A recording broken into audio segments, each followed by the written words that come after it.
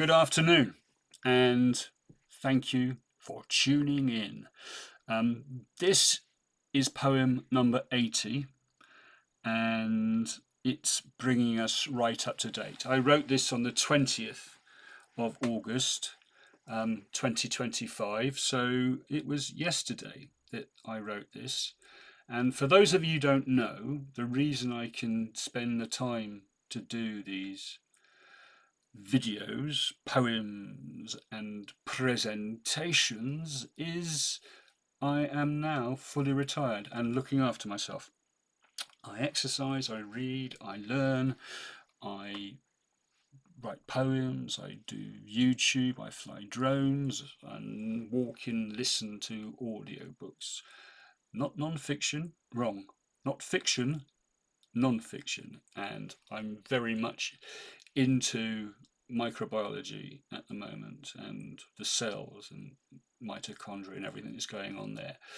But this poem was based on the realization of how fortunate I am and the journey that took me to where I am now. This fortunate place where my wife and I can live on a pension income in a wonderful home. Yeah, in a wonderful home. And I'm 62. So it's such a privilege, and I wish everyone could be at this stage. But we've worked very hard for where we are, and it's good when you get to a point where your plans are achieved. Don't you love it when a plan comes together?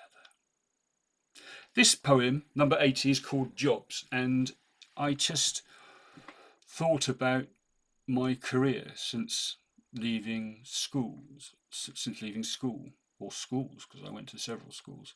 And as I say, I wrote this on the 20th of the 8th, 2025, and it's a poem to try and make sense of the journey I've been on as a working man.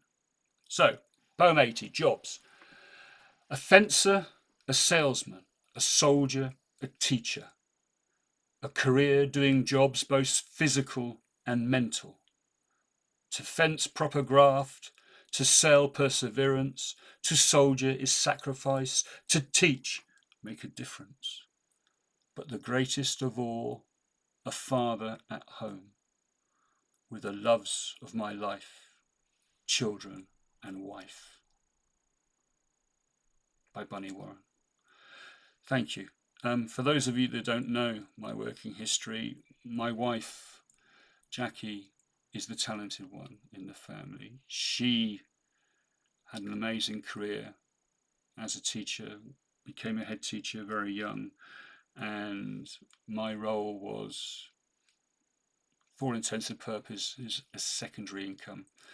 And back in 1990, when our daughter Sophie was born, over the following 3 years, things got very tough economically and in the businesses that I was in, and we had to make what at the time, and I hope is less of a challenge now to do, had to make the decision that my role was to stay at home as a house husband.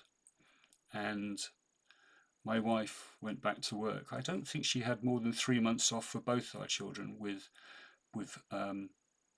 after the birth of our children. And so she didn't have a career break, really. So she taught for 32 years, 121 days.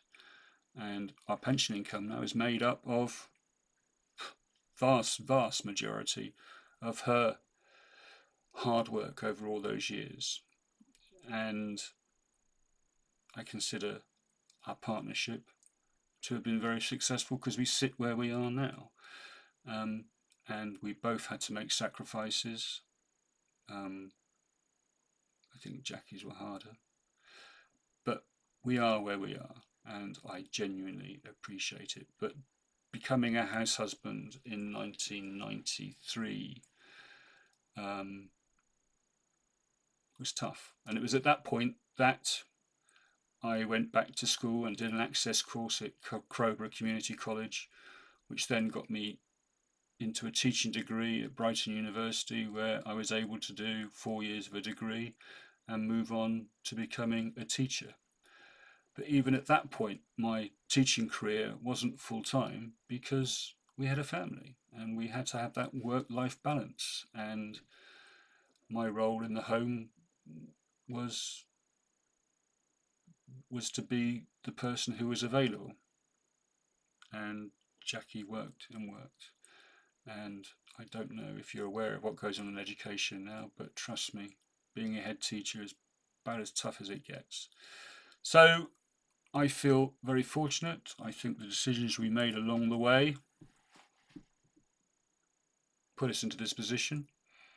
And so I feel blessed and thankful.